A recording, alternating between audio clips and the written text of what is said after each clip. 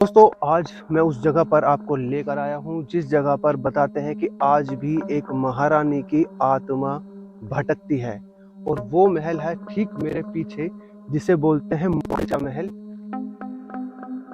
यहाँ से कुछ ही दूरी पर है मालचा महल। मैं अभी आपको वहाँ पर ले जाकर दिखाऊंगा और उसके हर एक चीज, हर एक कोने को एक्सप्लोर करेंगे, देखेंगे कि क्या वाकई में यहाँ पर कोई आत्मा है भी या सिर्फ अफवाह है।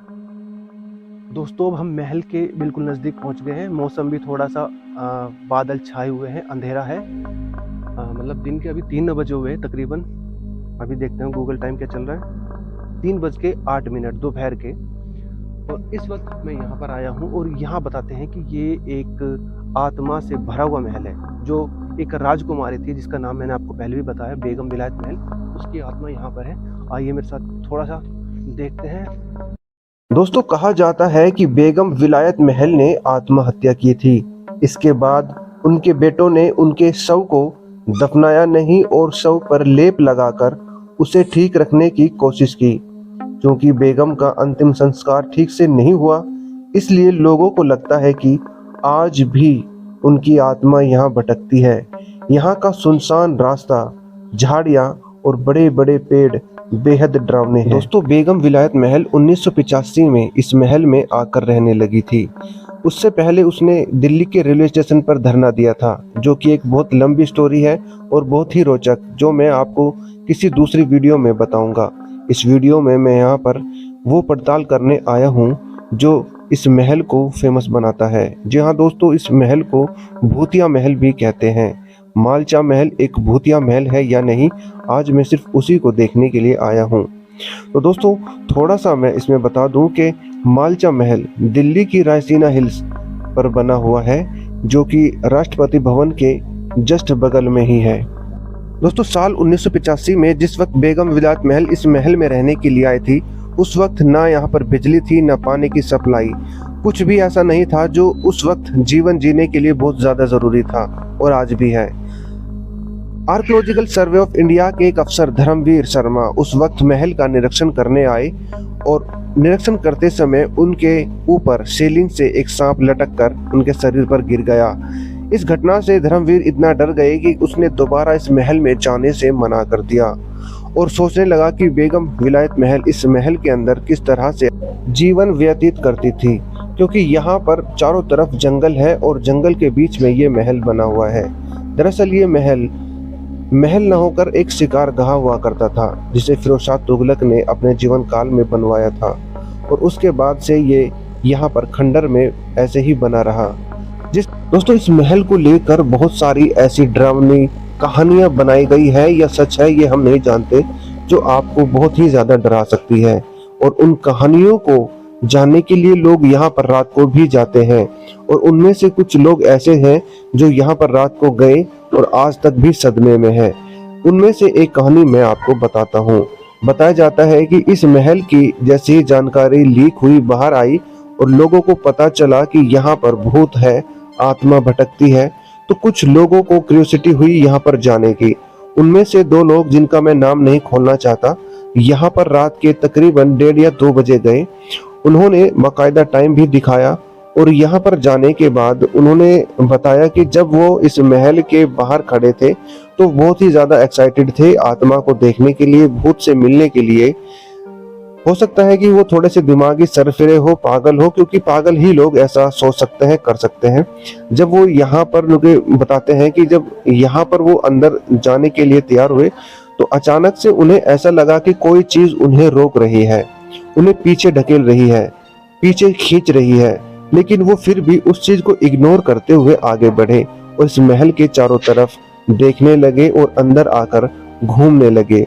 जैसे वो अंदर घूम रहे थे तो उन्होंने बताया कि उनमें से एक जो छोटा था, उसने देखा कि उसके पीछे पीछे कोई चल रहा है। धीरे धीरे से उसे ऐसा लगा कि कोई मेरा पीछा कर रहा है। तो उसने अपने बड़े भाई को बताया, जो कि उसका दोस्त था, उसे बड़ा भाई बोलता था। उसने बताया कि मेरा पीछा कोई कर रहा है। तो उसने मजाक में उस बात को हवा में उड़ा दिया, कहने लगा कि ये भूतिया महल है, हो सकता है कोई भूत तुम्हारा पीछा कर रहा हो। दोनों ने इस बात को मजाक में ले लिया। उसके बाद वो इस महल के जो सबसे बड़ा कमरा है वहां पर जाते हैं और महल के उस कमरे में जाकर, जो आज भी मैं आपको दिखाऊंगा, बहुत अंधेरा उसमें है, और वहां पर जाने के बाद उन्होंने देखा कि वहां पर कुछ सफेद आकृति में, जैसे कोई सफेद कोई चीज है, वो उनके चारों तरफ घूमने लगी, और वो इतनी तेजी से घूमने लगी कि वो उन पर अपनी नजर भी नहीं ठहरा पा रहे थे। वो जिस तरफ देखते जैसे कोई पंखा घूम रहा हो, इस तरीके से उनके चारों तरफ कोई चीज घूम रही थी। अब दोनों के दोनों वो डरने लगे। दोनों दोस्तों के अंदर एक डर बन गया, और डर बनता भी क्यों ना, क्योंकि ऐसी घटना अगर हमारे साथ हो तो हम खुद डर जाएंगे। जैसे कि उन्होंने वहां से भागने की कोशिश की तो उन्हें किसी ने बाहर नहीं आने दिया। वो जो चीज घूम रही थी उन्होंने उन्हें अंदर की तरफ पटक दिया, और इस सब को, मतलब ये जब हो रहा था, इन सब को देखकर वो दोनों के दोनों जैसे कि हक्के बक्के रह गए, सदमे में हो गए। उन्हें समझ में नहीं आ रहा था कि क्या करे, यहाँ से कैसे बाहर निकले। तो दोनों के दोनों एक दूसरे को देख रहे थे और सोच रहे थे कि हम बाहर कैसे जाएं। तो फिर वो इधर उधर भागने लगे। इस महल में एक खासियत ये है कि आप जिस भी कमरे में जाएंगे वो दूसरे कमरे से बाहर निकल जाएंगे, यानी कि सारे रूम एक दूसरे से कनेक्टेड है। तो उन्होंने अंदर ही अंदर एक से दूसरे रूम में, दूसरे से तीसरे रूम में भागना शुरू किया, और फिर लास्ट में जो पीछे की तरफ जहां पर अब मैं खड़ा हूं, ये टूटा हुआ है, वो यहाँ से बाहर निकले। और यहाँ से बाहर निकलने के बाद जैसे ही वो यहाँ से कूद गए, क्योंकि यहाँ से ऊंचा है, आप ये जो फर्श देख रहे हैं ये बहुत ऊंचाई पर है, और इससे लगभग 5 से 7 फीट नीचे गहरा है, आगे चलकर देखेंगे।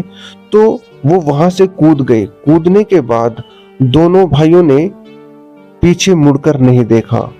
उनको ऐसा लगा कि कोई चीज उन्हें बहुत तेज चिल्ला चिल्ला कर बुला रही है और बोल रही है कि मैं तुम्हें जाने नहीं दूंगी। ये सब उन्होंने अपनी आंखों से देखा, और आकर अपने घर वो कई महीनों तक सदमे में रहे, और आज तक भी बताते हैं कि वो इस घटना को याद करके डर जाते हैं। यार ये अनोखी चीज मिली है भाई। देखो कितना मोटा पेड़ है, मेरे हाथ में भी नहीं आ रहा है, और ऊपर से देखिए ये रहा, मतलब पूरा हाथ ये है, और ये भी फूट रहा है, मतलब इससे पत्ते निकल रहे हैं, तो भी ये जीवित है। कितना मोटा पेड़ है, और ये सीढ़ियों पर निकला हुआ है। ये देखो इसका तना ये है, और जड़ देखो ये है, यहाँ भी जड़ नीचे जा रही है, और ये जड़ भी यहाँ से नीचे जा रही है। ये कारण है दोस्तों, ये दिन पे दिन कमज़ोर हो रहा है ये वाला महल। और एक ही यहाँ पर भी हम देख सकते हैं ये वाला, इसकी छत पर आने के बाद ओ भाई क्या ज़बरदस्त, क्या ज़बरदस्त, बहुत खूब नज़ारा भाई। जितनी दूर देखो सिर्फ और सिर्फ एक ही चीज़ नज़र आएगी, वो है फॉरेस्ट, जंगल। ये देखो भाई, सब कटीली झाड़ियाँ हैं, कटीले पेड़। ये जगह जहाँ पर ये भी महल अभी है, ये दिल्ली की रायसीना हिल्स है। रायसीना हिल्स ये वही जगह है जहाँ पर राष्ट्रपति भवन बना हुआ है। सामने देखिए आप, ये जो मीनार से नज़र आ रही है ना गुंबद, ये राष्ट्रपति भवन की है, और राष्ट्रपति भवन से सीधा ये जंगल पड़ता है यहाँ पर, और इस जंगल के इस हिस्से पर पड़ता है ये मालचा महल। इसके ऊपर आने के आपको 6 रास्ते मिल जाएंगे, 6 सीढ़ियाँ।